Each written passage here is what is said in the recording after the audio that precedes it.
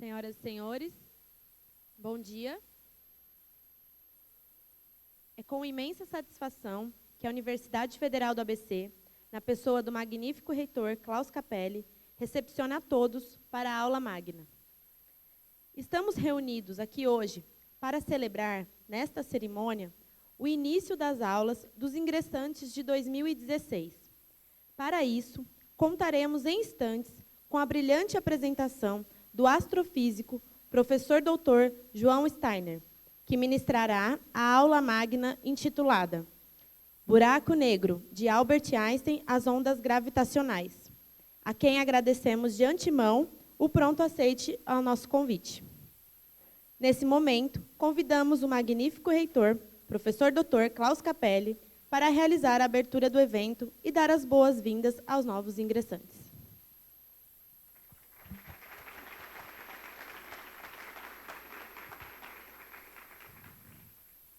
Bom dia a todos e a todas. Eu gostaria de cumprimentar o nosso convidado, o professor João Steiner. Gostaria de dar as boas-vindas a todos na plateia e, em particular, aos novos alunos da UFBC, aos alunos ingressantes. Vocês passaram por uma semana de acolhimento. Falaram muito para vocês sobre a universidade, os bacharelados interdisciplinares, ensino, pesquisa, extensão, o que fazemos aqui na universidade. Mas não sei se falaram para vocês do que é uma aula magna. Vocês, durante os anos que passarão aqui na universidade, vão ter muitos tipos de aula. Aulas práticas, aulas teóricas, aulas de disciplinas obrigatórias, optativas, livres, aulas na graduação, talvez aulas na pós-graduação um dia. Mas uma aula magna é algo diferente. Uma aula magna é uma aula que temos apenas uma vez por ano. E ela não pertence a uma disciplina, não pertence a um curso. Para o bem da verdade, alguns dos nossos cursos também organizam sua própria aula magna. Mas a aula magna da universidade, temos uma única. E o objetivo dela é apresentar um assunto, a princípio, para toda a comunidade acadêmica. Alunos ingressantes, mas também alunos mais avançados, também professores, o corpo dirigente, servidores técnico-administrativos. Um assunto que pode ser, esperamos que seja, de interesse para toda a comunidade acadêmica. E vocês, alunos ingressantes, a partir do seu ingresso na universidade, fazem parte da comunidade acadêmica da UFBC. Uma comunidade que nós esperamos que vocês se sintam acolhidos, e uma comunidade que nós esperamos dê espaço para vocês viverem suas ambições acadêmicas e façam novas experiências, cresçam pessoalmente, cresçam como seres humanos e cresçam também profissionalmente, adquiram uma formação profissional, interdisciplinar, como é a marca registrada da UFBC, e profissional. Então, a aula magna, ela tem como objetivo dialogar com todo esse público amplo e mostrar para vocês um pouco como pode ser bonito, como pode ser interessante fazer a ciência de alto nível. Para a aula magna deste ano de 2016, nós convidamos o professor João Steiner, cujo trabalho ilustra, como o de poucos, como a ciência pode ser bonita, como a ciência pode ser interessante, como a ciência pode ser intelectualmente estimulante. Então, professor João, nós estamos muito contentes que está aqui hoje. E nós estamos também muito contentes em ver todos esses alunos ingressantes aqui para assistir à sua aula. Gostaria de dar mais uma vez, dar as boas-vindas para esses alunos, desejar um período bem-sucedido, estimulante e agradável das suas vidas que vocês passarão aqui no UFBC. Obrigado.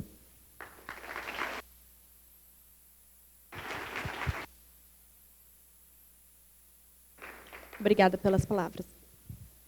O nosso convidado, professor Dr. João Evangelista Steiner, é do Instituto de Astronomia, Geofísica e Ciências Atmosféricas da USP. Doutor pela mesma instituição e concluiu o pós-doutorado na Harvard Smithsonian Center for Astrophysics.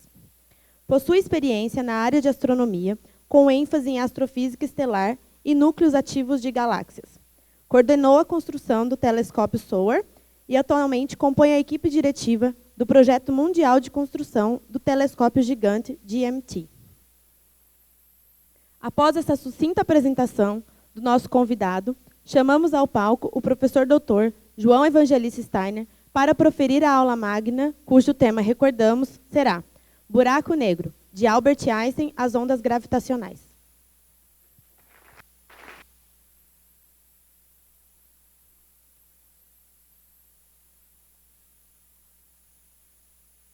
Muito obrigado, bom dia a todos. Eu quero agradecer inicialmente o gentil convite que me foi feito pelo reitor Klaus Capelli, pela pró-reitora Marcela, e é um prazer muito grande poder estar aqui e falar para vocês sobre um tema no qual eu trabalho, e eu vou, durante a palestra, mostrar alguns dos aspectos em que eu trabalho.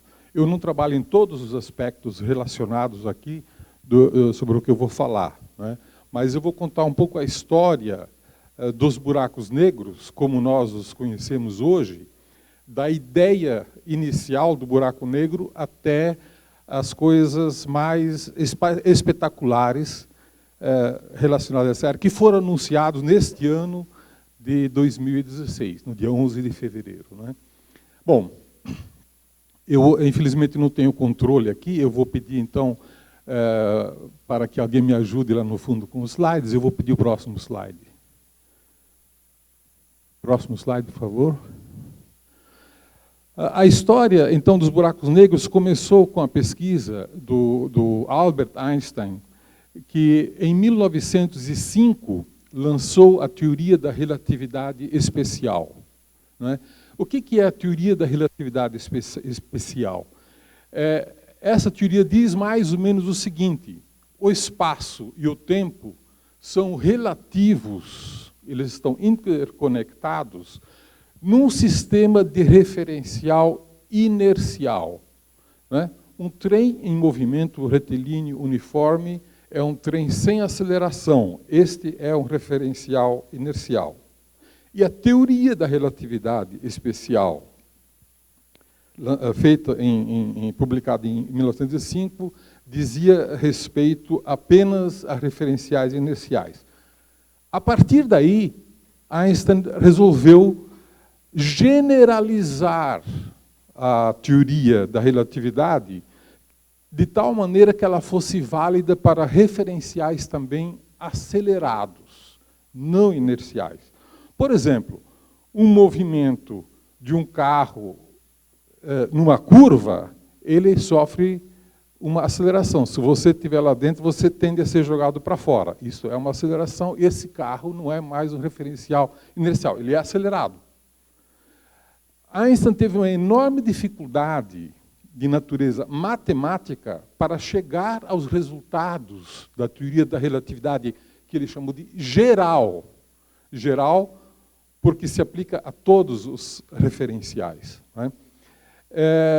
E, finalmente, até com o apoio do matemático Hilbert, ele conseguiu chegar às equações que governam a teoria da relatividade, no caso de todos os referenciais, em novembro de 2015, quando ele apresentou esse trabalho na Real Academia de Berlim, Academia de Ciências de Berlim.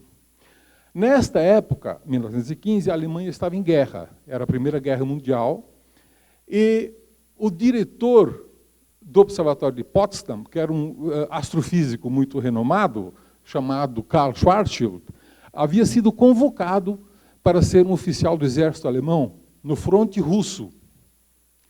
Ele adoeceu, foi hospitalizado, E quando Einstein publicou o trabalho dele, não publicou, ele apresentou na academia, alguém levou esse trabalho para o Schwarzschild, no hospital, e em 2 meses o Schwarzschild encontrou a solução das equações de campo válidas para um caso especial, que é de simetria esférica e válido externamente a um campo, a um corpo, né? E no dia 7 de janeiro de 2016, Einstein voltou para a academia para apresentar a solução de Karl Schwarzschild, que não podia ir porque estava no hospital, né? Apenas para comentar, no dia em maio, Einstein voltou à academia para anunciar que Schwarzschild havia falecido, né? Mas em 2 meses ele encontrou uma solução que eu vou mostrar no próximo slide, e vai ser uma equação matemática. Tá? Para aqueles que não gostam de matemática, não se preocupem, vai ser a única equação que eu vou mostrar nessa palestra, tá certo? Vai ser a única equação. Mas eu faço questão de mostrar essa equação para vocês, que vocês vão entender, tenho certeza que vocês vão entender, para vocês terem uma ideia de como a matemática às vezes pode ser útil para você entender melhor um conceito do que sem usar a matemática. Tá? Então, nessa equação eu vou mostrar como é que se calcula a aceleração de gravidade produzido por um corpo M a uma certa distância r. Você vai ter, naquele ponto, vai ter uma aceleração da gravidade g. E todos vocês sabem calcular isso pela lei de Newton, né? Pela lei de Newton, g vale constante da gravitação G maiúsculo vezes m sobre r ao quadrado. Só. Né? Todos nós estudamos isso no 2º grau. Na solução de Schwarzschild, essa aceleração tem uma correção. E essa correção é 1, ele multiplica aquele gm sobre r ao quadrado por 1 sobre a raiz quadrada de 1 menos 2gm sobre rc ao quadrado. Vamos analisar isso rapidamente. Quando R, aqui no denominador, quando R é muito grande, você está muito longe do objeto, você tem um campo gravitacional fraco. Nessa situação, esse termo aqui é perto de zero, aproximadamente zero, e você vai ter 1 menos 0 é 1, raiz quadrada de 1 é 1, e 1 sobre 1 é 1. E, portanto, Newton estava certo. Está certo? A equação de Newton está correta. Mas quando esse R diminui, o campo gravitacional aumenta e a correção de Schwarzschild também aumenta. E vejam o que pode acontecer quando esse termo 2gm sobre rc quadrado for igual a 1. Quando esse termo for igual a 1, você vai ter 1 menos 1, 0. Raiz quadrada de 0 é 0, e 1 sobre 0 é uma singularidade. Você poderia dizer, a aceleração torna-se infinita. É uma maneira de entender isso. Na prática, nós dizemos que tem uma singularidade, tá certo? Onde o espaço-tempo sofre uma singularidade. Por quê? Porque 2gm sobre rc quadrado é igual a 1. Quando é que isso ocorre? Isso ocorre, 2gm sobre rc quadrado igual a 1, quando o raio for igual a 2gm sobre c quadrado. Esse é o chamado raio de Schwarzschild. Então, se hipoteticamente você tiver um objeto que for menor do que o seu raio de Schwarzschild, né? Então, se você tiver nesse objeto, você jogar uma pedrinha para cima, ele vai encontrar, hipoteticamente, uma singularidade, uma espécie de aceleração infinita. A sua pedrinha vai voltar. Se você pegar um raio laser, daqueles que você costuma apontar no olho do goleiro, e jogar para cima, a luz também vai voltar. O que significa isso para um observador externo? Você que está agora longe olhando esse objeto, você vai enxergar o quê? Nada. É um buraco negro. Porque nem a luz escapa dele, nem a matéria escapa dele, nenhuma informação pode sair dele. E é isso que nós chamamos de buraco negro. Não é? Bom, inicialmente, isso foi considerado uma curiosidade matemática. Não é? O próprio Albert Einstein não acreditava que isso pudesse existir na natureza. Tanto assim que, em 1939, ele publicou um paper onde dizia exatamente isso, que a singularidade de Schwarzschild era uma curiosidade matemática que não existe na natureza. Bom, até Einstein pode se equivocar. Por quê? Porque agora nós sabemos que os buracos negros, de fato, existem e temos bastante demonstração de que eles existem. Obrigado pela fórmula matemática, eu prometo para vocês que é a última. Tá? Próximo slide. Naquela época, já se sabia que existem estrelas como o Sol, e o Sol é uma das 100 bilhões de estrelas que existem na Via Láctea. O Sol não é nem muito grande nem muito pequeno. O Sol é uma estrela mediana. Mas existem algumas estrelas que a gente sabe hoje que surgem quando uma estrela normal morre, uma estrela como o Sol morre, vai se transformar numa nebulosa planetária, vai jogar sua massa para o espaço, grande parte dela, e lá no centro vai surgir uma anã branca.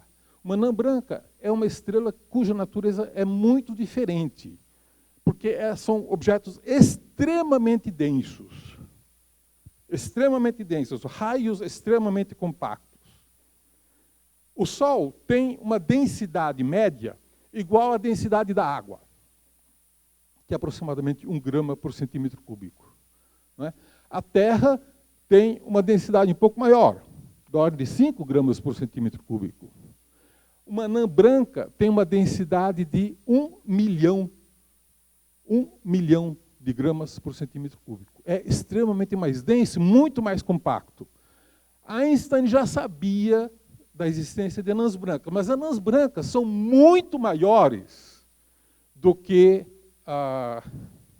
um buraco negro, do que uma singularidade de Schwarzschild. Vamos, só para vocês terem os números na cabeça, uma anã branca é uma estrela que tem a massa do Sol num volume cujo raio é igual ao raio da Terra. E o raio de Schwarzschild, para uma massa igual ao do Sol, é de 1 quilômetro aproximadamente. O raio de Schwarzschild para uma massa semelhante da Terra é de aproximadamente 1 centímetro. São estruturas extremamente compactas. Então, anãs brancas estão muito longe disso. Né? Mas em 1967, no próximo slide, eu vou mostrar o resto de uma supernova que explodiu no ano de 1034, registrados por os chineses, e no centro dessa nebulosa foi descoberto um pulsar. Pulsar, que eu vou mostrar no próximo slide, são objetos que emitem pulsos em rádio. Pulsos. Né?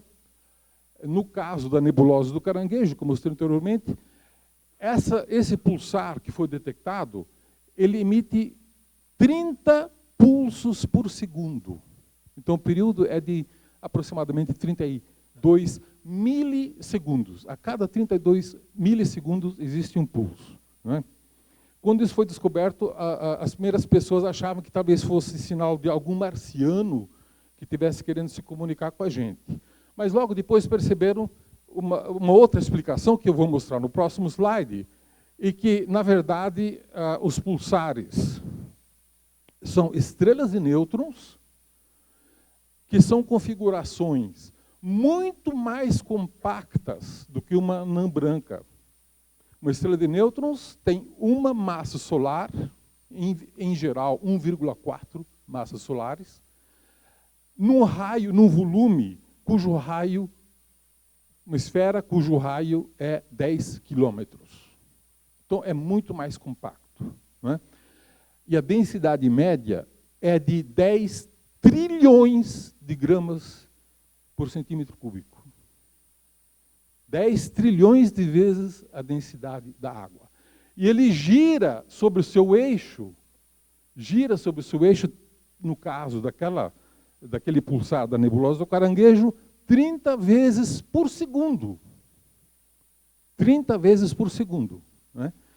E agora nós conhecemos esse tipo de objeto, pulsares, conhecemos aos milhares.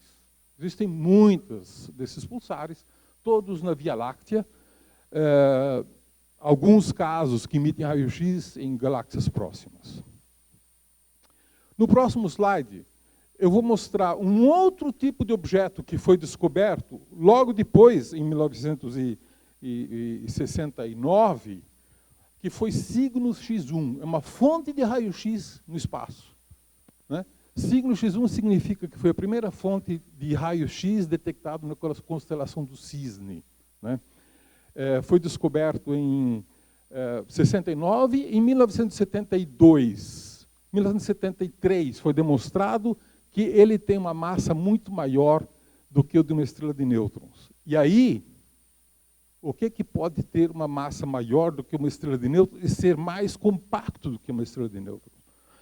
A única configuração que nós conhecemos é a configuração de buraco negro. Porque uma estrela de nêutrons tem um raio apenas um pouco maior do que o seu raio de Schwarzschild. Se você colapsar uma estrela de nêutrons um pouquinho, vira necessariamente um buraco negro. Isso foi descoberto, então, em 1973, apenas um parênteses, 2 anos depois, em 1975, eu defendi a minha tese de mestrado, que foi exatamente calcular a estrutura de disco de captura de matéria pelo buraco negro de Cygnus X1, eu consegui reproduzir o espectro de raio-x observado. Fecha parênteses. Bom, como é que nós sabemos que esse buraco negro emite raio-x? Como assim ele emite raio-x? Eu não acabei de falar que buracos negros não emitem nada? Luz nenhuma? Informação nenhuma pode ser. Como é que nós podemos dizer que nós podemos observar buracos negros? A história aqui é uma lição, uma aula de lei de conservação de energia. Não é? Quando você tem uma estrela normal perto de um objeto compacto, que pode ser uma anã branca, pode ser uma estrela de nêutrons, pode ser um buraco negro, em certas circunstâncias, parte do gás dessa estrela é sugado. Né? Então, a energia gravitacional potencial desse gás, sendo acelerado, ele é transformado em energia cinética. Né? E as energias se conservam, você pode calcular qual é a energia cinética que ele obtém em função da perda de energia da potencial gravitacional. Ele forma um disco, esse gás forma um disco, e no disco, que gira a velocidades muito grandes, as órbitas mais internas giram mais rápido do que as órbitas mais externas. E, portanto, há atrito entre órbitas. Nesse atrito, então, a energia cinética é transformada em energia térmica. E o disco é aquecido. Então, você transforma a energia gravitacional potencial em energia cinética e energia cinética em energia térmica. Num disco em torno de um buraco negro, você pode chegar a temperaturas de 100 milhões de Kelvin. 100 milhões de Kelvin emitem fótons de raio-x. Portanto, você pode transformar energia térmica em energia radiativa, em fótons, em energia eletromagnética, que escapam do disco antes da matéria entrar no buraco negro, antes da matéria atingir a distância igual ao raio de Schwarzschild. Tá? Então, quando você observa um fóton de raio-x, você está observando a parte interna do disco e não o raio-x que está saindo do buraco negro. Você está observando o raio-x que é emitido imediatamente antes da matéria entrar no buraco negro. Então, não é muito rigoroso a gente dizer que a gente observa buracos negros. Né? A gente observa algo que está acontecendo na vizinhança do buraco negro. Né? Bom, esse tipo de buraco negro, hoje nós conhecemos cerca de 30, a grande maioria na nossa Via Láctea, na nossa galáxia. Né? E eles só podem ser observados quando estão em sistemas binários. assim, por causa dessa configuração.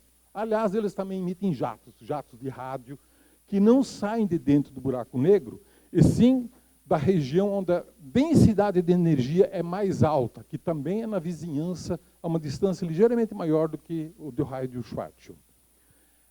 A esse tipo de buraco negro nós chamamos de buracos negros estelares, porque eles surgiram do colapso de uma estrela, apenas uma estrela. Nós conhecemos cerca de 30, mas os cálculos sugerem que toda estrela que nasce com mais de 20 vezes a massa do Sol, quando morre, se transforma em buraco negro.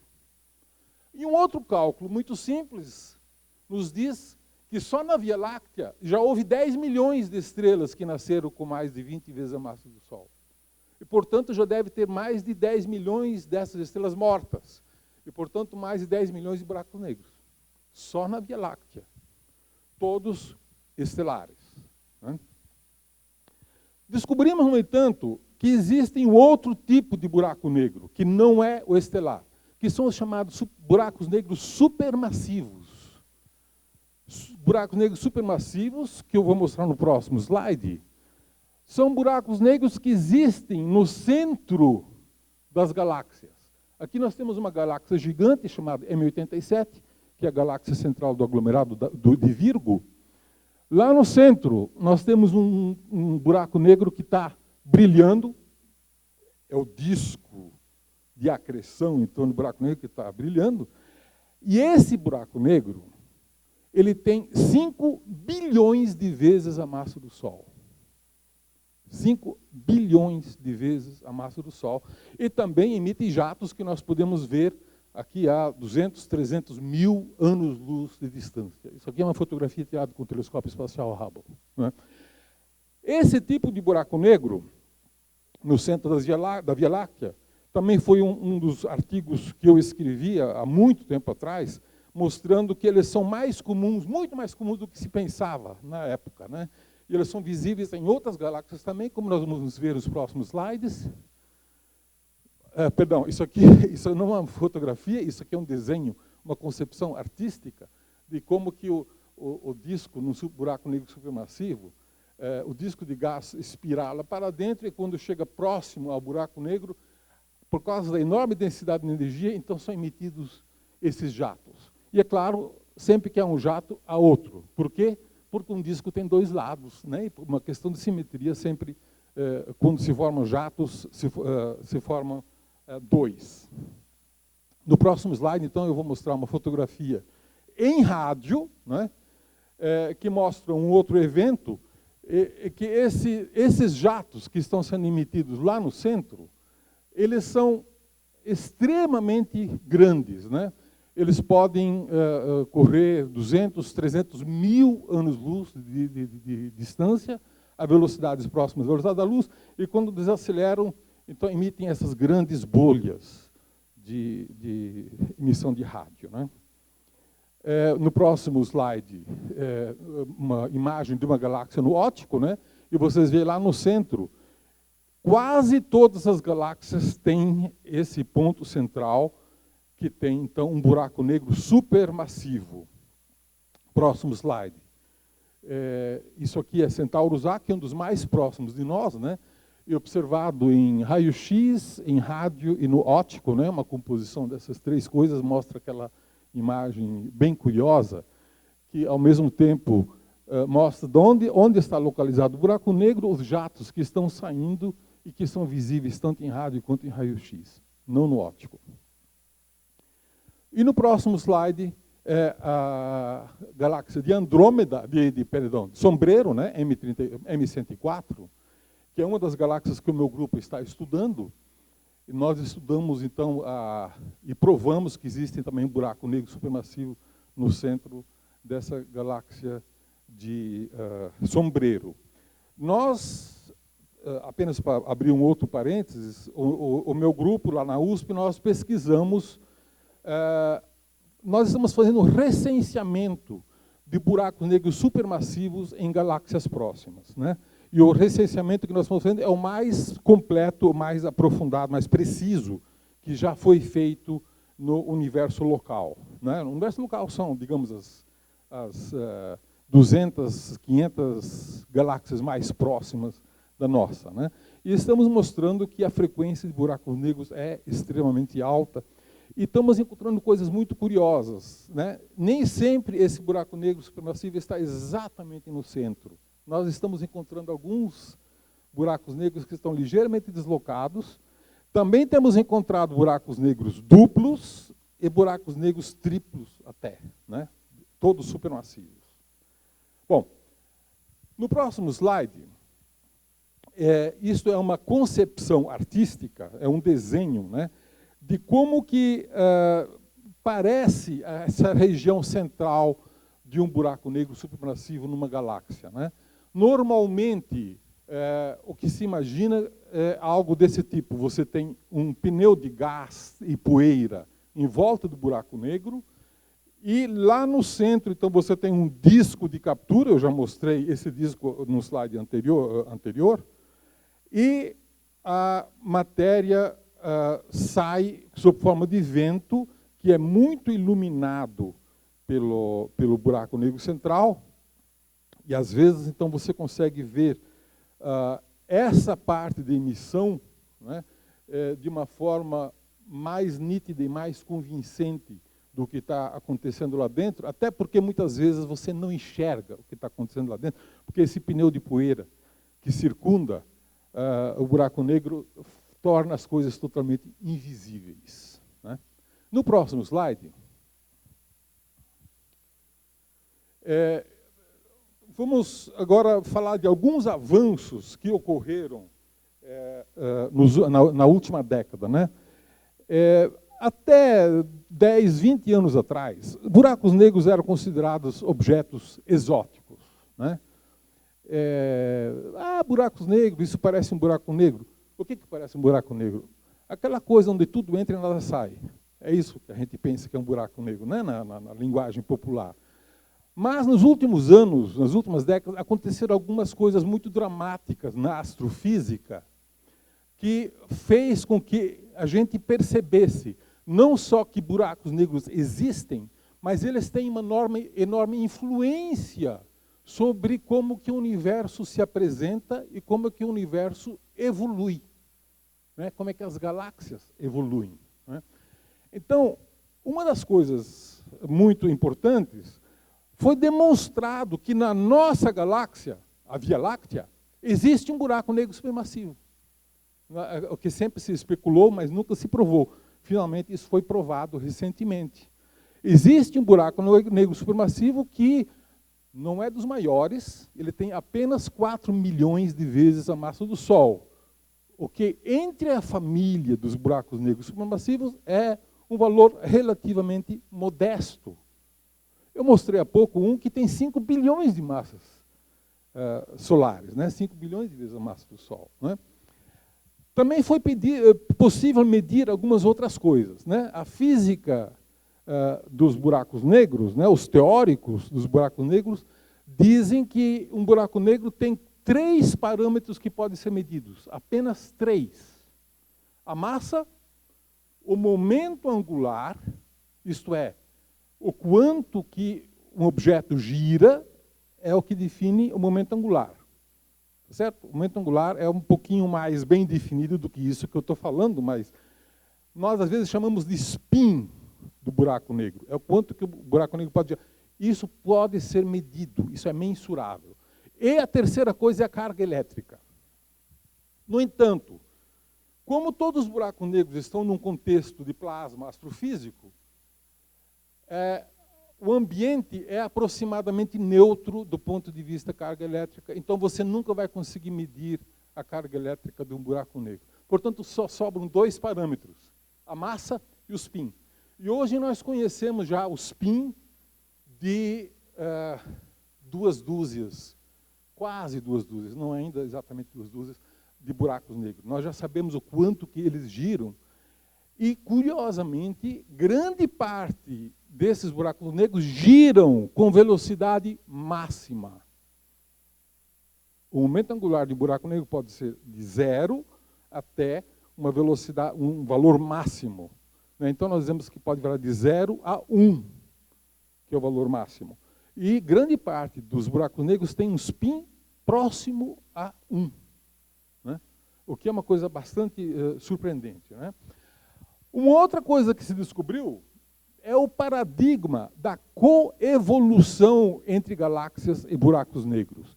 Esse buraco negro que está no centro das galáxias, cada galáxia tem um, isso não está totalmente provado. O que nós sabemos é que entre as galáxias de maior massa, que nós chamamos das galáxias mais massivas, sim, cada galáxia tem um buraco negro. Entre as de menor massa, nós ainda não sabemos, o recenseamento ainda está imperfeito, nós não temos muita certeza. Mas, como é que esses buracos negros supermassivos se formaram? Os buracos negros estelares, eu já contei para vocês, que vêm do colapso de uma estrela de grande massa. E os buracos negros supermassivos? De onde vieram? Poderíamos perguntar, talvez especular, que os buracos negros supermassivos tenham se originado primeiro, logo depois do Big Bang, e depois formado a galáxia em torno dele, os buracos negros seriam uma espécie de semente de galáxias. Ou então imaginar que as galáxias se formaram primeiro, né, e os buracos negros estelares que elas foram formando, foram sendo jogados para o centro, e lá se encontraram, e o buraco negro foi fundindo e seria uma espécie de cemitério de uma galáxia. Né? O que nós descobrimos hoje é que buracos negros não são nem cemitérios, nem sementes de galáxias. Isso é mais ou menos como perguntar o que veio primeiro, o ovo ou a galinha. Não é? A gente sabe, vocês já estudaram a teoria da evolução, a gente sabe que o que veio primeiro não foi nem o ovo, nem a galinha. Essas duas manifestações vêm de uma coevolução entre ovo e galinha, que foram evoluindo e representam a mesma natureza genética. Né? Buraco negro e galáxias também coevoluem. E a galáxia define como é que vai ser o buraco negro, e o buraco negro define como é que vai ser a galáxia. Eles coevoluem. Então, vocês vejam que, para nós entendermos as galáxias, e, portanto, o universo em que nós vivemos, buraco negro torna-se um ingrediente essencial para a gente poder entender os detalhes. Né? No próximo slide, perdão. E uma outra coisa que aconteceu muito recentemente, né, é a última coisa sobre a qual eu vou falar, foi a detecção de ondas gravitacionais a partir da fusão de dois buracos negros. Né? E isso foi anunciado esse ano. Então, no próximo slide, eu vou mostrar primeiro uma fotografia da Via Láctea. Né? Isso aqui é o mapa mundi do céu, tirado na luz visível. Né? E lá no centro, nós temos a constelação de Sagitários. E no próximo slide, nós vamos ver, então, essa mesma fotografia, mas no infravermelho.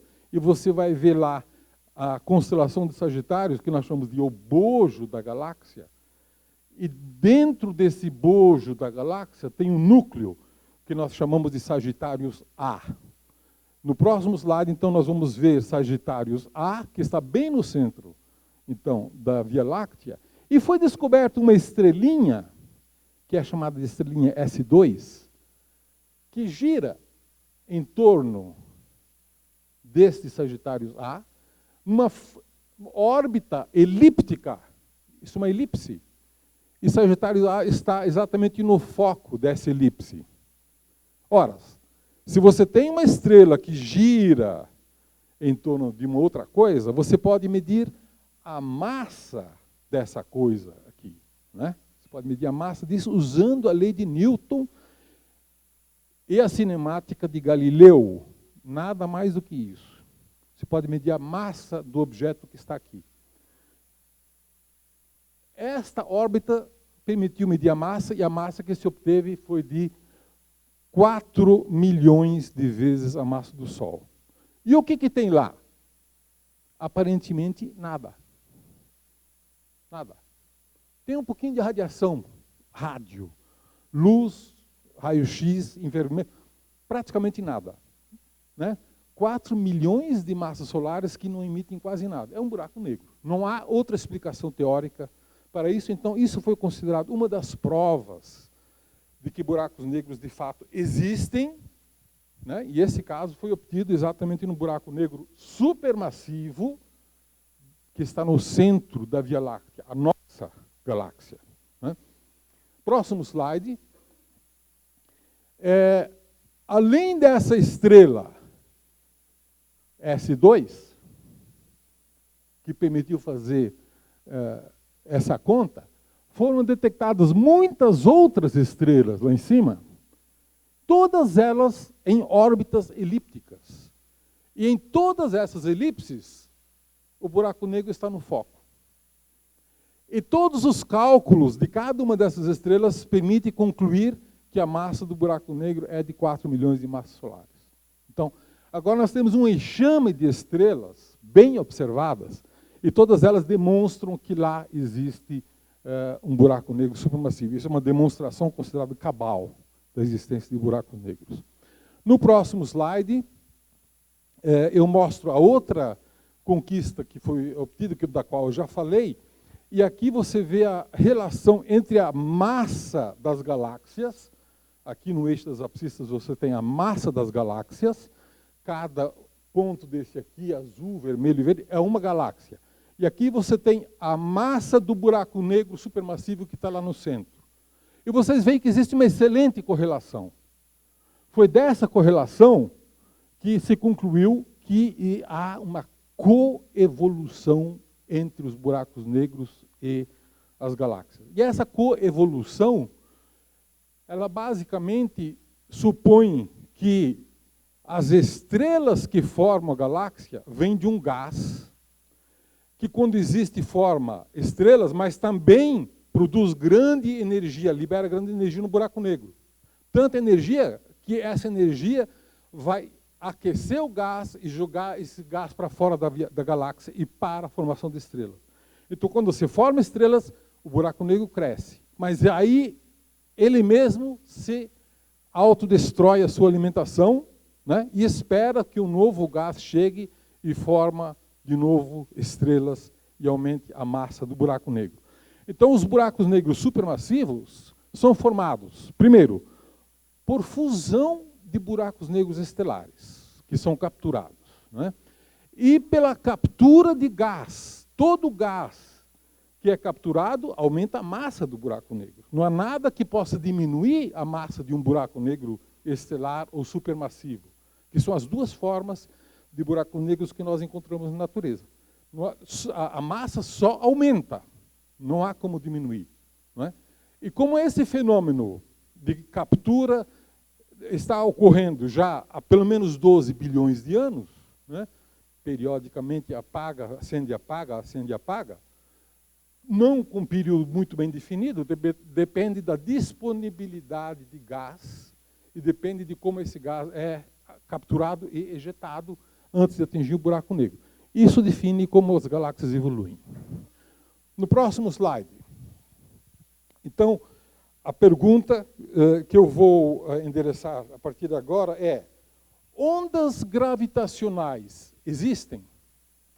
Bom, ondas gravitacionais, assim como buracos negros, foram derivados da teoria da relatividade geral de Albert Einstein. Ele chegou à conclusão de que ondas gravitacionais devem existir da mesma forma que existem ondas eletromagnéticas.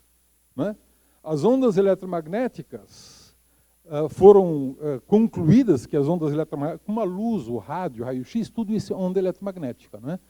Porque nas equações, chamadas equações de Maxwell, existe um termo de onda, né? Obedece a uma equação de onda. Então, foi por isso que foi previsto que ondas eletromagnéticas existiriam.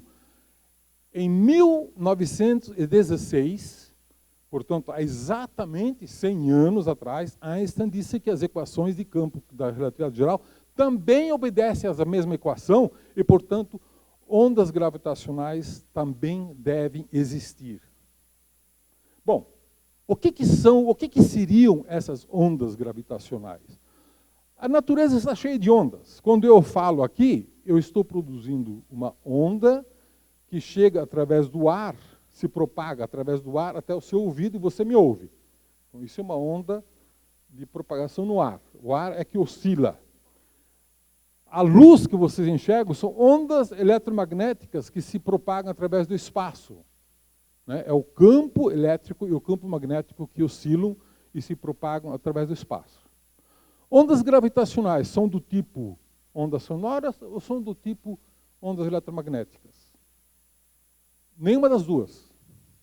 Ondas gravitacionais são oscilação do espaço-tempo. Quer dizer, a distância entre mim e você, tem um certo espaço, é esse espaço que dilata e encolhe. É o próprio espaço. Nós dizemos, então, que isso é uma oscilação no tecido do espaço-tempo. É isso que seria uma onda gravitacional. Mas ondas gravitacionais seriam extremamente fracas e muito difíceis de serem detectadas. Em 1971, um físico americano chamado Joseph Weber anunciou a detecção de ondas gravitacionais.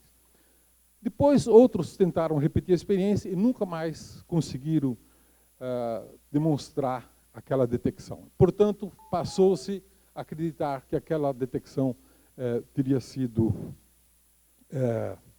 falsa. Mas, algum tempo depois, em 74, foi descoberto um pulsar, chamado pulsar binário, que na verdade são duas estrelas de nêutrons em órbitas, uma girando em torno da outra, e por isso binário, e que no próximo slide eu vou mostrar que essas duas estrelas de nêutrons, se você se concentrar numa delas, pensar que você está lá numa das estrelas, a outra estaria aqui, girando em órbita elíptica em torno da outra estrela, duas estrelas de nêutrons. Tá? Elas, nesse caso, emitem tantas ondas gravitacionais previstas pela teoria da relatividade que, num período de 300 milhões de anos, elas colapsariam. Quer dizer, se hoje o pulsar está aqui, daqui a 250 milhões de anos, vai estar nessa órbita, e mais 50 milhões de anos, as duas estrelas de nêutrons vão se fundir e formar, eventualmente, um buraco negro. Então, esse pulsar binário emite uma quantidade de ondas gravitacionais cujo efeito, cuja consequência, nós podemos medir. Por quê? Porque a órbita vai diminuindo e, portanto, o período vai ficando cada vez mais curto. E podemos medir esse período com grande precisão e testar se as ondas gravitacionais estão sendo emitidas de acordo com a teoria da relatividade de Einstein. E isso foi feito, em 1979, foi publicado um paper que demonstrou, no próximo slide nós vamos ver, no slide seguinte nós vamos ver exatamente a confirmação disso. O período que vai se encurtando, o período medido são esses pontos vermelhos aqui. E a teoria da realidade geral é a curva, tá? Pela emissão de ondas gravitacionais. Então, como o ajuste é extremamente bom, a previsão da teoria da realidade geral bate exatamente com os dados, concluiu-se que as ondas gravitacionais existem e, portanto, a teoria da realidade geral está correta. Para fazer isso, no slide anterior, eu coloco aqui algumas medidas. O período do pulsar é de 59 milissegundos. Período do pulsar. 59 milissegundos. Mas vejam quantos algarismos significativos foram medidos. 59, tanto. E o período orbital atual é 7,7 horas. 7,7 mais todos aqueles. é extremamente preciso. Graças a essa extrema precisão, chegou-se à conclusão de que ondas gravitacionais existem na natureza, e os dois sujeitos que fizeram essa descoberta, Hulse e Taylor, ganharam o Prêmio Nobel de 1993. Prêmio Nobel de Física, né? Esse sistema, portanto, vai se fundir daqui a 300 milhões de anos. Você vai dizer, bom, mas isso é uma previsão que não dá para verificar, porque quem vai viver 300 milhões de anos? Não é bem assim. Há 300 milhões de anos atrás, certamente existiam outros pulsares binários desse tipo na nossa galáxia, ou em galáxias vizinhas. E esses agora estão fundindo, né? E a gente vê isso ocorrer, porque eles emitem pulsos de raios gama, que eu vou mostrar daqui a 2 slides, próximo, seguinte, pulsos de raios gama, e alguns desses pulsos muito curtos, raios gama são raios-x muito energéticos, né? Eles são pulsos que são observados mais ou menos 1 por dia. São detectados em satélites, né? Se observa mais ou menos 1 pulso por dia. Então, isso são extremamente frequentes. E a gente imagina um cenário que no próximo slide a gente vai ver, a gente imagina que 2 estrelas de nêutrons, quando se fundem, antes de se fundir, emitem enorme quantidade de ondas gravitacionais e por isso se aproximam rapidamente e na hora da fusão emitem esses pulsos de raios gama. Essas ondas gravitacionais nós imaginávamos que seriam possíveis de serem detectados experimentalmente, porque é uma emissão muito grande de energia. E para isso então foi construída uma antena, próximo slide, uma antena que seria capaz de detectar isso. No entanto, se ao invés de 2 estrelas de nêutrons, você tiver 2 buracos negros, como eu estou mostrando aqui nesse desenho aqui em cima, esses 2 buracos negros também vão girar um em torno do outro, emitindo uma grande quantidade de ondas gravitacionais. Ao emitir essa energia, o sistema perde energia, lembra da lei de conservação de energia? Se aproximando cada vez mais rapidamente até se fundirem. Então, 2 buracos negros poderiam se fundir dessa maneira e emitir uma grande quantidade de ondas gravitacionais. Então, foi construído um observatório, que eu mostro no próximo slide, que é o observatório de LIGO, né? Laser Interferometer Gravitational Wave Observatory, né? Foram feitos 2 iguais nos Estados Unidos, e tem um outro na Itália, um na Alemanha e um sendo terminado no Japão.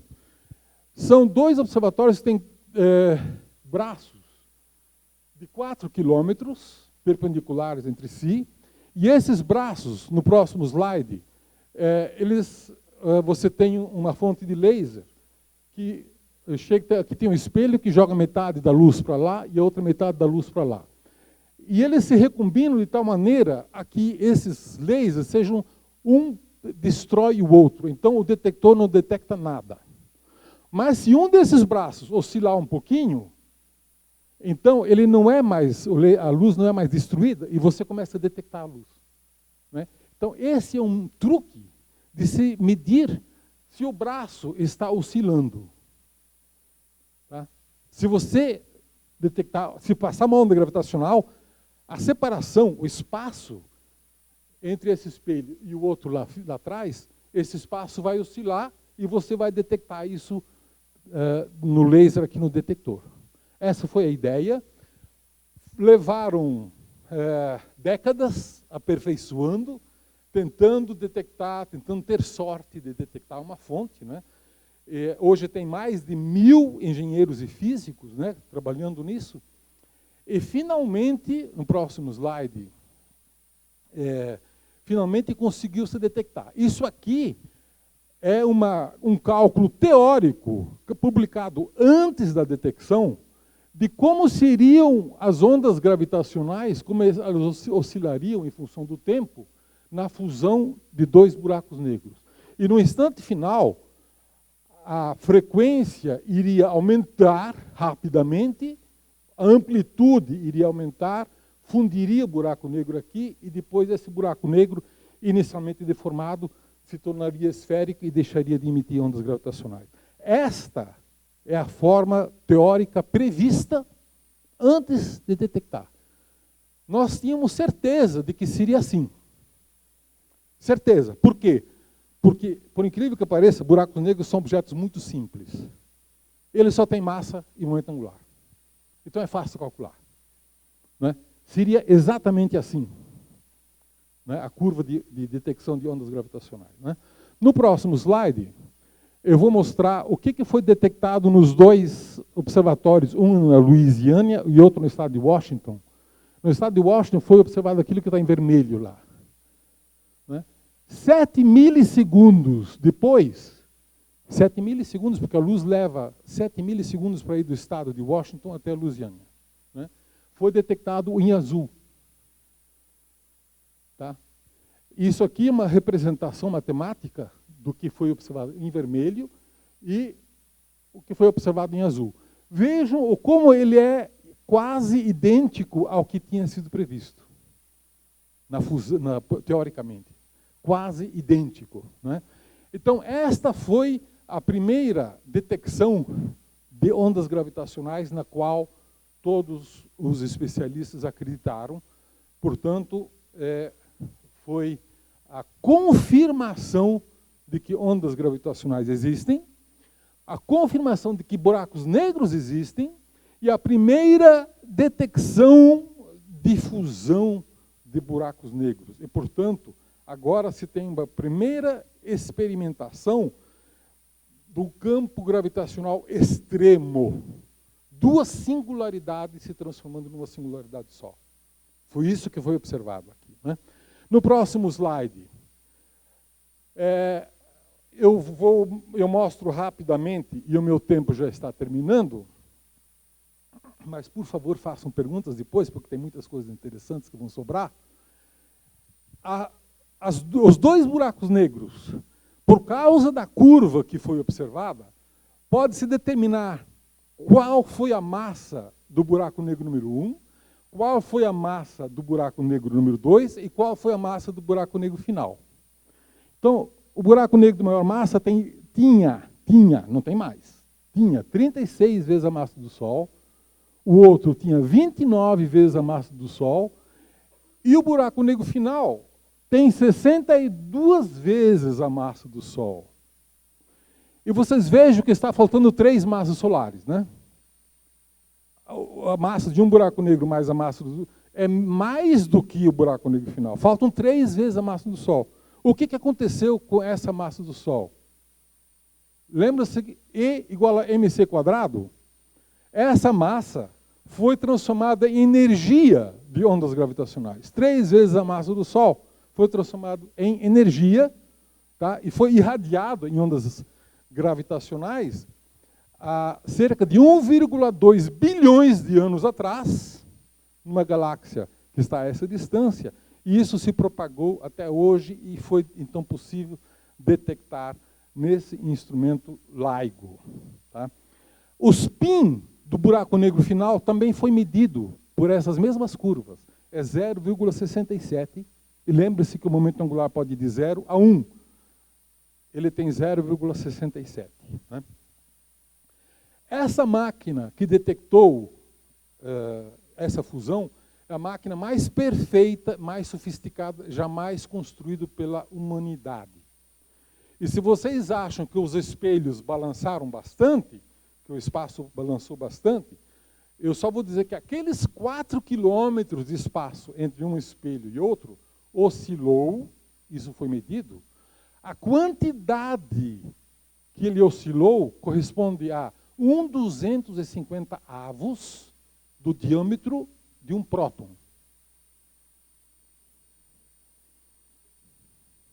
Isso.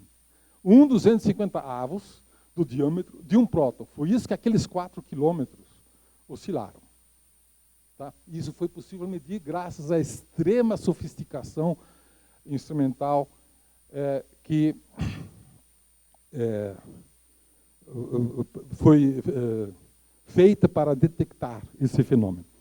Agora, uma outra coisa espantosa é o seguinte: No momento de fusão, vocês vejam que a amplitude das ondas gravitacionais aumenta e depois desaparece.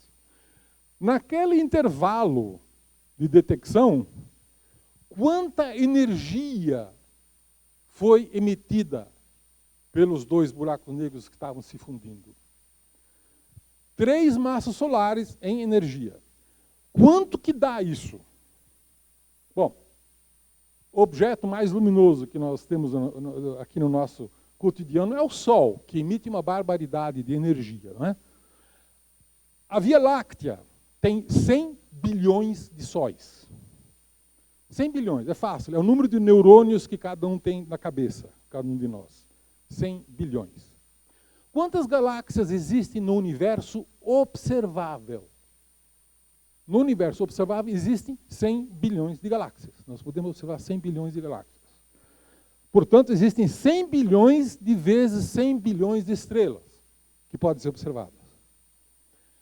Esse sistema teve uma luminosidade, emitiu uma energia 50 vezes maior, no momento da fusão, 50 vezes maior do que todas as estrelas de todas as galáxias observáveis no universo.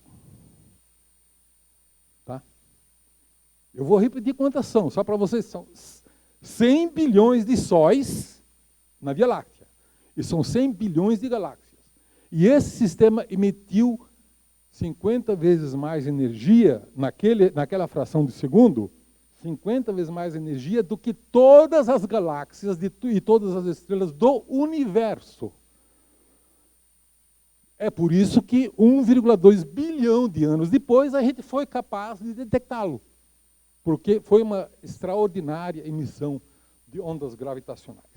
E só para concluir, eu queria dizer só 2 coisas sobre as ondas gravitacionais. Primeiro, foi um evento tecnológico extraordinariamente sofisticado, né, que confirmou uma previsão teórica que levou 100 anos, exatamente 100 anos, né, porque essa previsão foi feita pelo Einstein em 1916, e no dia 11 de fevereiro de 2016 foi anunciado, então, a primeira detecção direta, né, de ondas gravitacionais.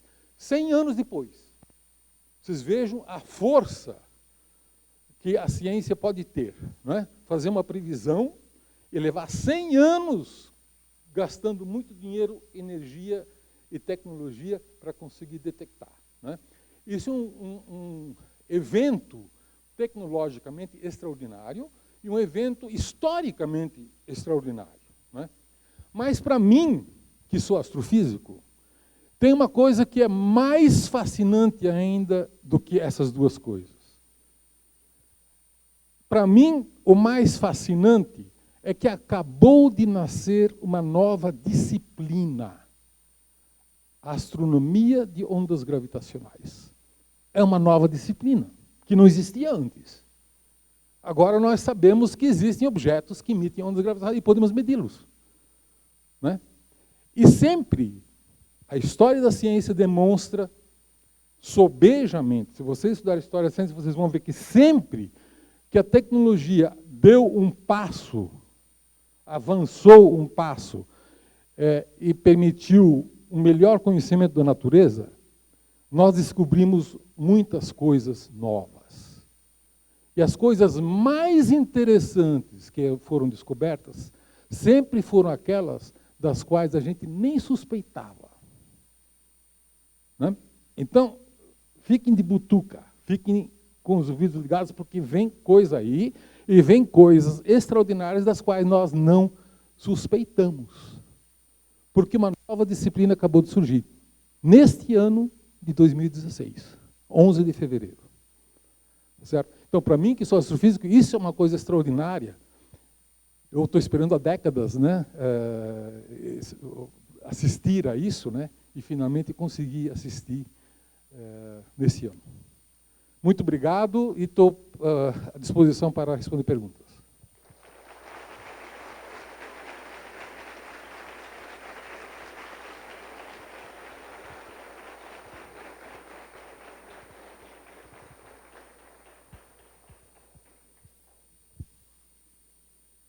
A gente vai passar o microfone para quem tiver dúvida, é só levantar a mão, o professor vai responder uma a uma, tá bom?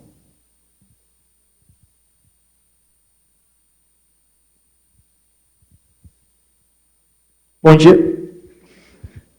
Bom dia, tudo bem? A pergunta que eu ia fazer era sobre a dissipação da energia do sistema binário nas ondas gravitacionais. Então, pelo que eu entendi, essa energia ela se dissipa no espaço, né? Dissipação, as ondas gravitacionais, a energia do sistema passa para as ondas. Qual que é o mecanismo que isso acontece? Já tem alguma ideia? Quando você emite uma onda sonora, você está vibrando as cordas vocais, né? O que você tem que fazer para emitir uma onda eletromagnética? Você tem que ter uma carga elétrica oscilando, uma carga elétrica acelerada, né? E quando eu mexo o braço, eu estou acelerando uma massa. E, portanto, eu estou emitindo ondas gravitacionais que chegam até você. Tá certo? O espaço entre o meu braço e você está oscilando. É claro que essa oscilação jamais vai ser detectada. Mas é massa acelerada. E quando você tem dois buracos negros, um girando em torno do outro, você tem duas massas sendo aceleradas e se movendo a uma velocidade que é a metade da velocidade da luz. Tá? Aí, claro que a luminosidade sobe a esse valor tão extraordinário como eu falei. Mas são massas aceleradas. Certo?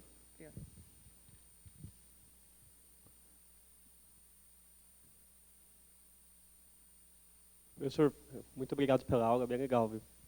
E a minha dúvida seria, você tem alguma estimativa, alguma previsão do que possa ser alguma aplicação prática dessas ondas gravitacionais, agora que elas estão conseguindo ser estudadas? Eu não entendi do que poderia ser o quê? Você tem alguma previsão ou estimativa de quais podem ser as aplicações práticas dessas ondas, de poder medir, né, essas ondas? Tá. A pergunta é quais são as possíveis aplicações práticas, né? Isso me lembra quando o Faraday foi expor a descoberta, né, da lei de Faraday na sociedade real inglesa. Alguém fez exatamente essa pergunta, né? E a resposta dele foi o seguinte: para que serve uma criança recém-nascida? Né? Dizem depois, essa coisa se conta de muitas outras pessoas também, mas a lei de Faraday desenvolveu, graças a ela, que nós hoje temos eletricidade, telecomunicações, etc. Não preciso contar isso, né? No entanto, eu acho que muitas vezes em ciência,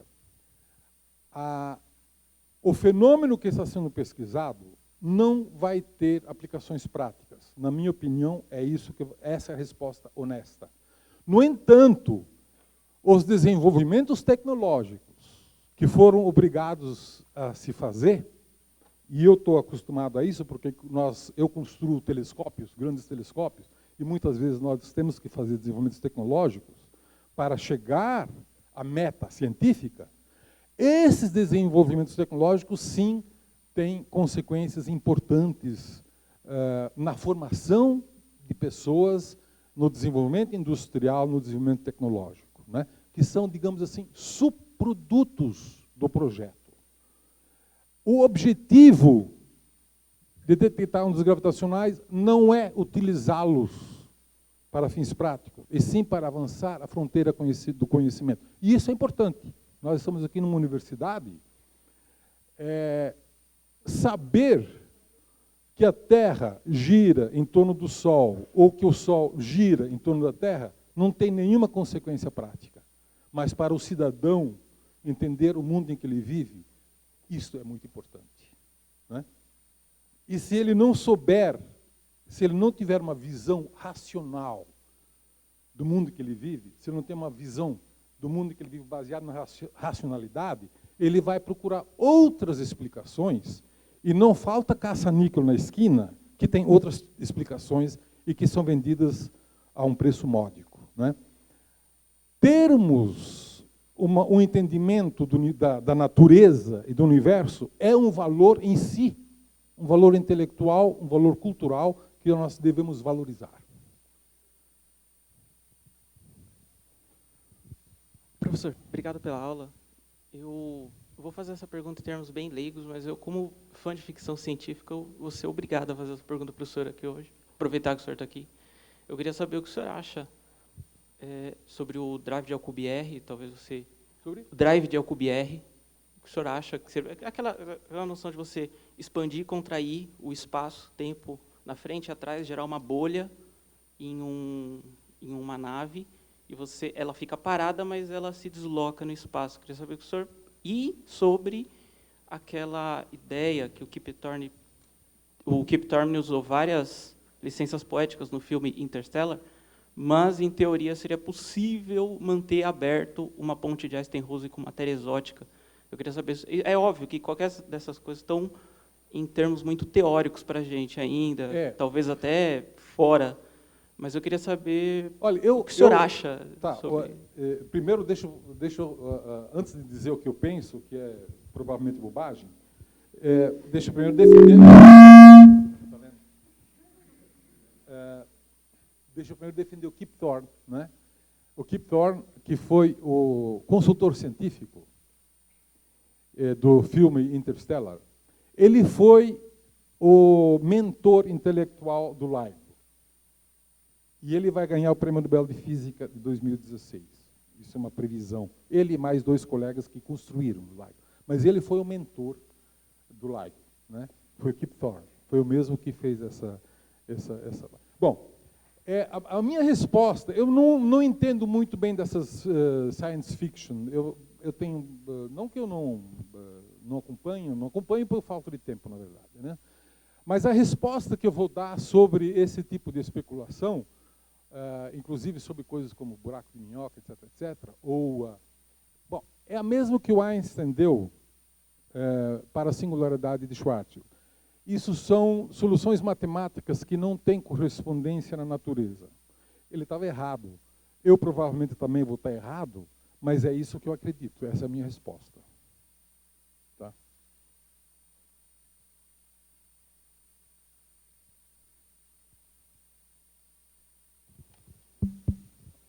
Bom dia, professor. Eu tenho 2 dúvidas, na verdade. Eu queria saber como que um buraco negro interage com o outro, se há uma interação, mesmo que pequena. E o que acontece com a massa? A massa do buraco negro vai aumentar toda vez? O momento dele, o que vai acontecer? Sim, qual que é a relação? A interação entre 2 buracos negros é exclusivamente gravitacional. Exclusivamente gravitacional, né? E você pode calcular isso com muita precisão usando a teoria da relatividade geral, que agora a gente sabe é a teoria correta que descreve a natureza com perfeição no nível de forças de campos muito intensos, não é? Muito intensos. A teoria da relatividade geral descreve exatamente como isso ocorre. A segunda pergunta é: o que acontece com a massa? A massa dos 2 buracos negros, ao se fundirem, se transforma em um novo buraco negro, cuja massa não é exatamente a soma dos anteriores, porque uma fração não desprezível da massa deles foi transformada em energia, que escapou do sistema. Então, o que sobrou da massa vai virar a massa do novo buraco negro, que é 62 vezes a massa do Sol, né? E quando você tem esse buraco negro, ele agora está isolado no espaço, provavelmente nunca mais vamos detectá-lo. Provavelmente nunca mais, até porque a gente não sabe exatamente a localização dele. A gente sabe a distância que ele ocorreu numa outra galáxia, a 1,2 bilhão de anos-luz de distância, mas a gente sabe que ele está mais ou menos na parte sul, aqui perto da nuvem de Magalhães. Nós não temos uma localização melhor. Por quê? Porque as 2 antenas de ondas gravitacionais estão muito próximas uma da outra. Levou só 0,7 milissegundos. E isso dá um cone de incerteza muito grande, né? Quando eles voltarem a operar nesse ano, dizem que vai ser em julho, agosto, por aí, vai ter uma terceira antena na Itália, que se chama Virgo, e aí ela está muito mais separada. Então você vai ter 3 antenas, e se as 3 antenas detectarem o mesmo evento, esse evento pode ser localizado com uma precisão muito melhor. Se esse evento for a fusão de 2 estrelas de nêutrons, ou uma estrela de nêutrons em um buraco negro, aí sim vai haver um flash de raios gama, que vai ser detectado por satélite. Os satélites detectam 1 por dia, isso é comum, a gente tem estatísticas. Vai ter um flash de raios gama, e através dos satélites de raios gama, de raio-x e telescópios ópticos, vai, se possível, identificar a galáxia em que isto ocorreu. Isso é possível conseguir. Mas buracos negros, depois de formados, não perdem massa. Tudo o que entra soma a massa deles e eles só crescem. E é por isso que existem buracos negros supermassivos. Porque acreditamos que nenhum desses buracos negros supermassivos nasceu supermassivo. Eles nasceram como buracos negros estelares. Os primeiros, talvez, de estrelas grandes, talvez 1000 massas solares, tenham formado buracos negros de 1000 massas solares. Mas ainda é um buraco negro estelar. Esses buracos negros foram evoluindo, capturando outros buracos negros, gás, estrelas, assim por diante, e foram crescendo até chegar a milhões e a bilhões de vezes a massa do Sol.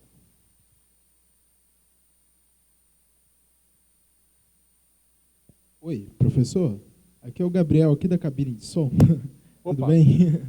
Então, tenho 2 perguntas para fazer para você. Uma é que o nosso sistema solar aqui, os planetas giram em forma elíptica, né, em torno do Sol. E para isso tem que ter 2 focos. Um deles é o Sol e o outro dando nada. E eu queria saber como é possível ter uma trajetória elíptica, sendo se o segundo foco é um nada de massa. Não, a pergunta dele, que eu entendi meio mal, e eu acredito que vocês também, é o seguinte: quando você tem dois corpos, um girando em torno do outro, na verdade, eles não giram um em torno do outro, eles giram em torno do centro de massa. E, genericamente falando, as órbitas são elipses, não são círculos, né? E o centro de massa está no foco de uma elipse. Então, você sempre tem o centro de massa no foco de uma elipse, e uma elipse tem 2 focos. No outro foco não tem nada. E é por isso que ele está reclamando. Como não tem nada? Não tem nada. Sinto muito. Tá? Essa era a primeira pergunta. E a segunda? Oi, está me ouvindo? Agora é melhor?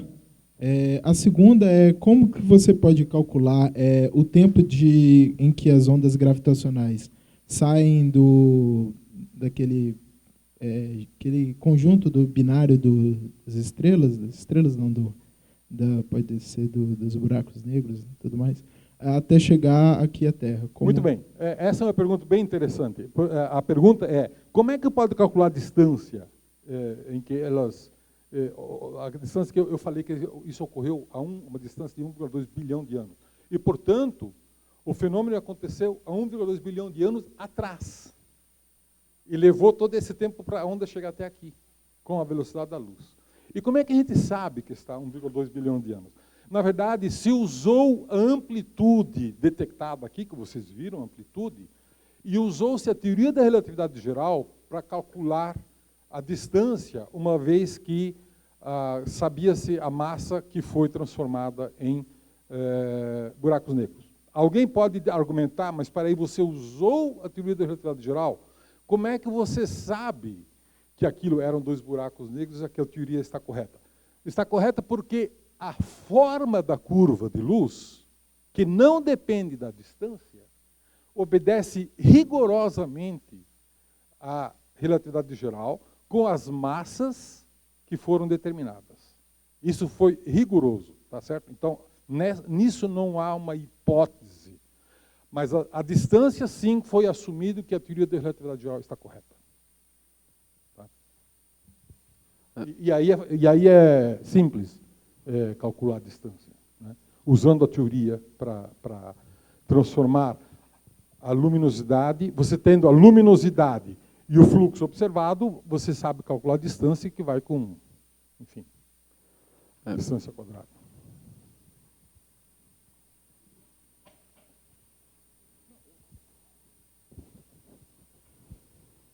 Ela quer saber quantas perguntas eu posso responder.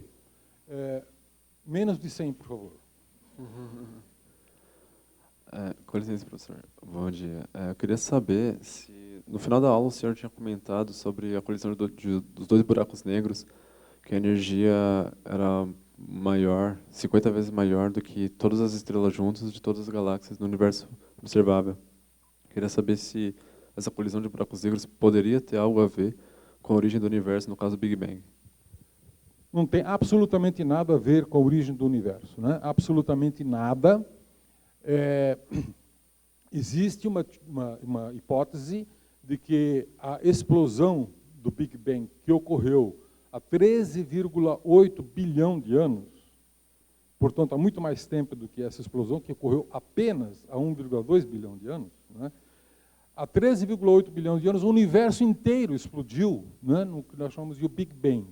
Nesta explosão foram emitidas ondas gravitacionais, né? Mas ondas gravitacionais que têm uma frequência de oscilação muito mais baixa do que isso que foi observado. E essas ondas gravitacionais do Big Bang jamais serão detectados pelo LIGO, por esse aparelho, que só é capaz de detectar frequências que vão de 10 Hz a 1 kHz. 1 kHz é 1000 oscilações por segundo. 10 Hz é 10 oscilações por segundo. Ele só tem sensibilidade nessa frequência, né? E as ondas gravitacionais do Big Bang tem uma frequência que é da ordem de 10 a menos 8, 10 na potência de menos 8 ou menos 9, não me lembro bem, Hertz. Então, eles estão completamente fora. Mas houve um grupo que há 2 anos atrás, um grupo de Harvard, um grupo muito bom que tem um experimento na Antártida, que chama BICEPS, que anunciou a detecção de ondas gravitacionais do Big Bang e verificou-se depois que esse anúncio estava errado, né? Isso não foi detectado porque eles cometeram um equívoco. Não é que elas não existem. Nós acreditamos que exista sim, como existem muitas outras ondas gravitacionais. Por exemplo, eu falei que nós detectamos, aliás, galáxias que têm 2 buracos negros no centro da galáxia, em vez de um. Um girando em torno do outro, né? São 2 buracos negros supermassivos. Eles vão se fundir? Vão se fundir, a gente tem certeza disso. Eles vão ser detectados pelo LIGO? Não. Eles vão emitir muito mais energia do que foi emitido por esse buraco negro, mas a frequência é completamente diferente. A frequência é muito mais baixa e está fora da banda do LIGO, né? A banda de frequência desse LIGO é mais ou menos a mesma frequência das ondas sonoras que a gente está acostumado, né? Mas existe um outro observatório baseado em cerca de 13 radiotelescópios, né, que está observando pulsares para detectar ondas gravitacionais com frequência muito mais baixa, e aí esse tipo de onda gravitacional será detectado. Mas você vai ter uma oscilação por ano. Então você vai levar uma década para observar um fenômenozinho desses aqui. É muito mais lento, mas é muito mais energia e vai ser muito interessante. Só que temos que ter paciência, né? Ainda não detectaram nenhum.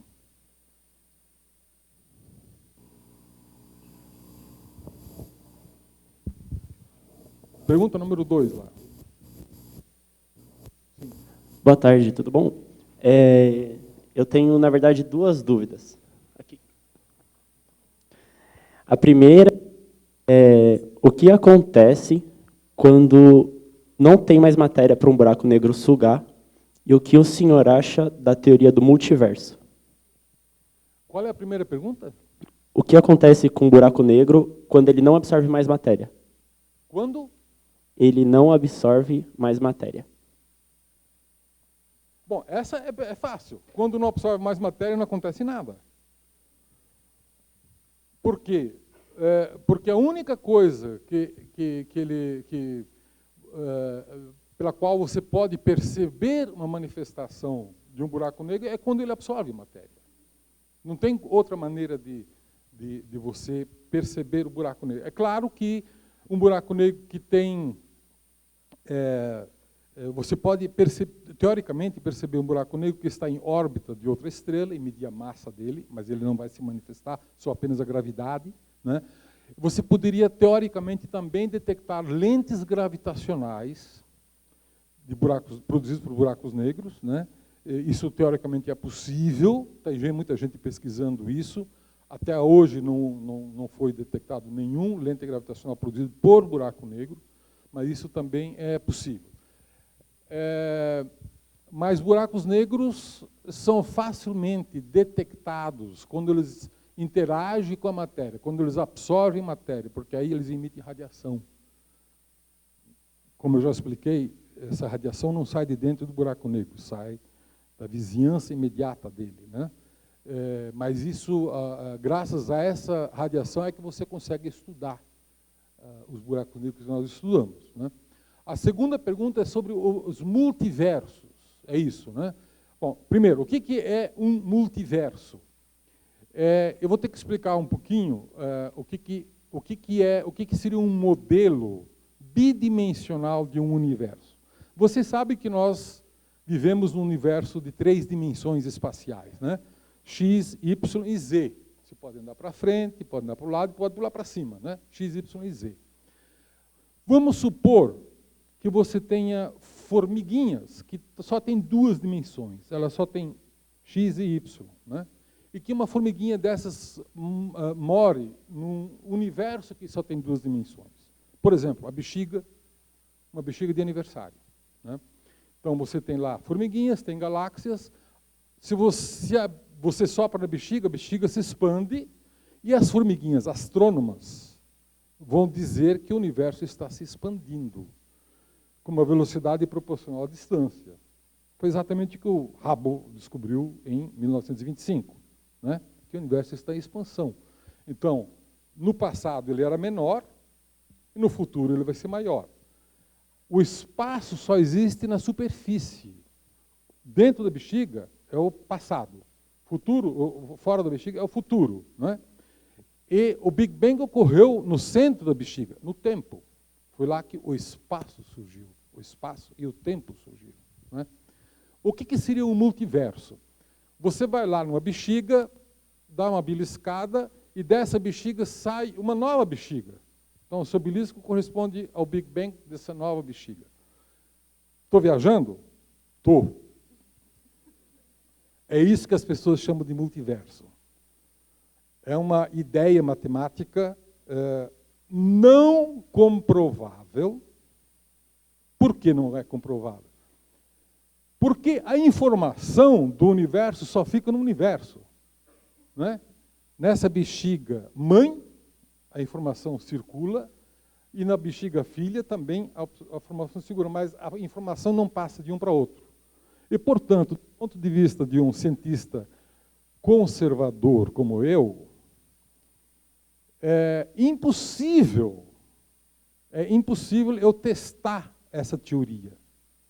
E uma teoria que não pode ser testada, de novo, de acordo comigo, é uma teoria que não tem muito valor.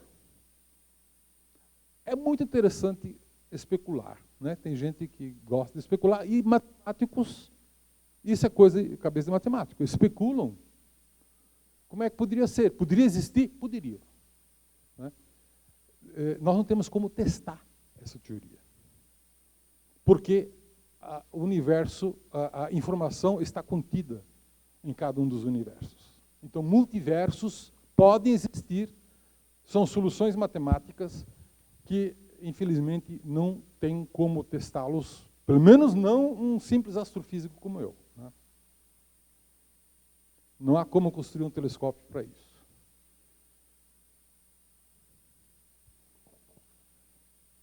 Oi, professor, tudo bem? Eu gostaria de saber o que é exatamente o horizonte de eventos de um buraco negro. Pois não. A pergunta é, o que seria um horizonte de eventos, né? Eu falei do raio de Schwarzschild e que há uma distância do centro equivalente a um raio de Schwarzschild, você tem uma singularidade. Mas também falei que a solução de Schwarzschild, ele só achou uma solução para o caso de simetria esférica. Quando você tem um buraco negro em rotação, como eu falei que são muitos os casos em que a gente vê isso, ele não tem um raio de Schwarzschild, porque a geometria dele é deformada. Ele é mais gordo no equador, em que ele gira, e mais achatado no polo. Essa é a geometria de Kerr. A geometria de Kerr é muito mais complicada do que a geometria de Schwarzschild, e só foi descoberta em 1962. Muito mais tarde, exatamente porque é bem mais complicado, né? Então, você não tem um raio de Schwarzschild único. Você tem, em cada ponto, você vai ter um raio diferente. E por isso que chama essa superfície, digamos assim, elipsoidal, ou, sei lá, paraboloidal, de horizonte de eventos, né? Onde os eventos, enfim, têm uma singularidade, não é? Porque, já que você não pode mais falar de raio de Schwarzschild de um buraco negro com momento angular. Aqui, professor. Aqui na frente. Oi. Parabéns, muito obrigada pela apresentação. A minha pergunta, na verdade, vai mais no sentido da tecnologia que está sendo desenvolvida no momento. Então, em relação às análises, por exemplo, os telescópios que estão sendo produzidos, né? Então, a gente sabe que tem um projeto grande, que envolve, obviamente, o IAG, na construção de um telescópio gigante. Queria que o senhor comentasse um pouquinho a respeito dessa tecnologia e como é que estão sendo encaminhados os estudos. Sim, eu já participei da construção de 2 telescópios grandes, né? 3, aliás. 2 são os telescópios Gemini, que são telescópios de 8 metros. Um fica no Havaí e um fica no Chile, nos Andes chilenos, né? Eu fui do conselho diretor desse projeto durante 5 anos, de 1993 até 1998, né? A fase de construção desses telescópios até eles ficarem prontos. E hoje eu sou um usuário desses telescópios. Eu uso esse telescópio para fazer o recenseamento de buracos negros em galáxias vizinhas, né, que eu mencionei há pouco, né. Um outro telescópio que eu liderei também a construção foi o telescópio SOAR, que é um telescópio de 4 metros, extremamente moderno, que fica do lado do Gemini Sul, nos Andes chilenos também. E, nesse momento, nós estamos envolvidos num projeto financiado pela FAPESP para as instituições do Estado de São Paulo, e a UFBC é uma das instituições signatárias desse projeto, tá? Portanto, faz parte desse projeto, para construir um telescópio de 25 metros, tá? Que, quando ficar pronto, será o maior telescópio do mundo. O que faz um telescópio de 25 metros? Ele vai ter uma área coletora. A área coletora depende do tamanho do espelho. E o espelho dele vai ter uma superfície 100 vezes maior do que o telescópio espacial Hubble. 100 vezes maior, né? Então, vai poder detectar objetos 100 vezes mais fracos do que o telescópio espacial Hubble. Essa é a parte fácil, tá? A parte difícil é que nós queremos também, ele está sendo projetado para isso, que ele tenha uma nitidez nas imagens, uma resolução espacial 10 vezes melhor do que o telescópio espacial Hubble. Para quem já viu imagens do telescópio espacial Hubble, sabe que isso é algo absolutamente extraordinário. O nosso telescópio vai fazer 10 vezes melhor. Tá? E, para isso, é necessário desenvolver técnicas de ótica ativa, ótica adaptativa, que são técnicas muito sofisticadas, né? Além dos instrumentos, dos espectrógrafos, né? Nós também estamos participando da construção de 2 desses espectrógrafos, e eles irão revolucionar a tecnologia, né? Muitas dessas tecnologias que precisam existir para operar esse telescópio, nós ainda não conseguimos superar todas. Algumas já. A mais difícil nós já fizemos, que foi fazer espelhos esse telescópio, como eu falei, 25 metros, na verdade são 7 segmentos de 8,4 metros cada um, com ótica assimétrica, né? O raio da galáxia vem nesse sentido e vai ser refletida para ter um foco que é fora do espelho, é assimétrico. Isso ninguém tinha feito espelhos desse tamanho e assimétrico. Então, é uma tecnologia que não existia. Nós já fizemos um, estamos agora começando a polir o segundo, o terceiro já foi fundido e o quarto também já foi fundido. Nós já estamos bem avançados na produção desses espelhos, né? Mas tem muitas outras tecnologias que são muito, muito avançadas, né? E esse é um dos desafios de quem faz ciência. A gente não faz um instrumento para fazer o que um outro instrumento já fez. Porque tudo que é possível observar, pesquisar com esse instrumento, você pesquisa com esse instrumento. Nós queremos responder perguntas que os atuais instrumentos não sabem responder. Para isso, nós precisamos desenvolver equipamentos mais sofisticados. É para isso. Não é para ter mais um telescópio. É para responder perguntas que a atual geração de telescópio não sabe responder, né? E para essas perguntas, evidentemente mais sofisticadas, você precisa de tecnologias mais sofisticadas, que não existiam na geração antes dos telescópios anteriores. Então, hoje nós temos que reunir todas as tecnologias que foram desenvolvidas até então e mais algumas tecnologias desafiadoras que nós mesmos temos que desenvolver para que esse telescópio funcione.